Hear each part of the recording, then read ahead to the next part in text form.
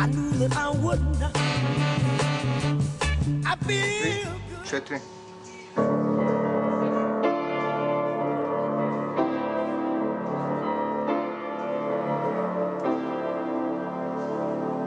Austrijanci i Njemci možda imaju bolje skladatelje, ali Hrvati ipak bolje igraju nogomet.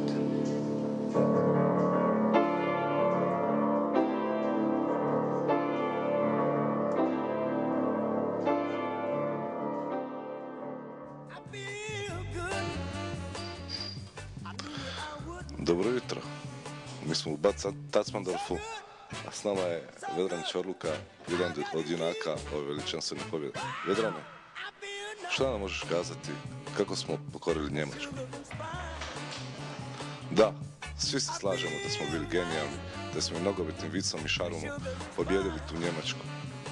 Hrvatska je bila briljantna u Klagenfurtu i vjerujemo da će nastaviti ovaj put.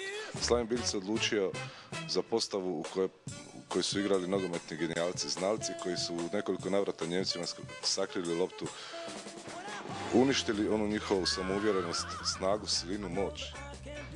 Nogomet je u Klagenfurtu pobjedio, Hrvatska je pobjedila. I to nije bila samo jedina pobjeda. Na tribinama, Hrvati u kockicama još jednom su pokorili Njemačku. Slažeš se, Vedrane? Pa naravno, idemo na piće.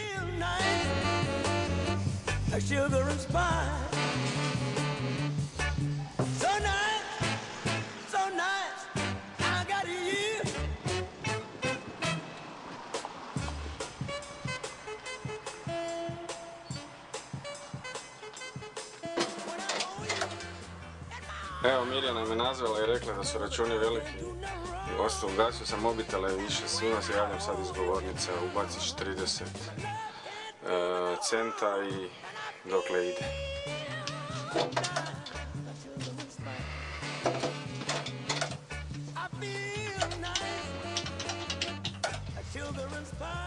A niko se neće javiti.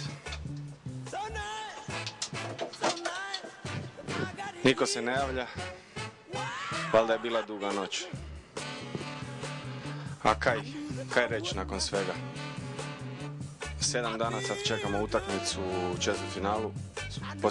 Posve nam je svejedno s kim ćemo igrati. Ali i nisam za neke sad analize duboke. Neka slavi Hrvatska, neka slave dečki, ovo je pobjeda za povijest, pobjeda koja je potvrdila da Hrvatska nogometna reprezentacija ima ime, ima prezime. To je u europskim razmjerima i u svjetskim postaje gigant. Eto, jutro poslije Njemačke. Tak je bilo jedno jutro u Lyonu.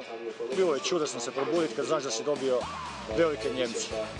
No, s druge strane, mislim da je veći problem Njemaca što su igrali sa Hrvatima i da će svaki dan sljedeći susret biti sjećanje na ove zadnje dvije međusobne utakmice koje su, eto, gadno nadrapali.